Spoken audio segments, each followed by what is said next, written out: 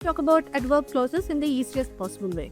So, an adverb clause is a group of words that adds extra information to a sentence. It tells us things like when something happens, why it happens, where it happens, or under what condition it happens.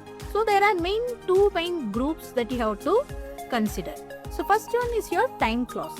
So, these tells us when something happens. So, using words like when, while, after, before, since, until, as soon as, whenever, once. So, these are describing as soon as the event happens. So, when the bell rings, class is over. So, once the bell rings only, the class will be over, not before or after. So, I will wait here until you return. So, until you return, I will be waiting here. I will not leave. So, this is time clause. So, next we have your conditional clause. So, these tells us under what condition something will happen. So, we are using words like if, unless, provided that, as long as, in case, even if, whether or not.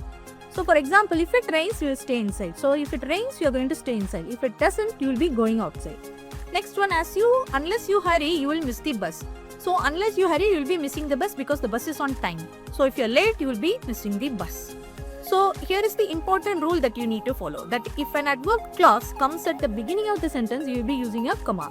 But if it comes at the end, you will be not needing any comma. So, this is about adverb clauses. Like and follow for more.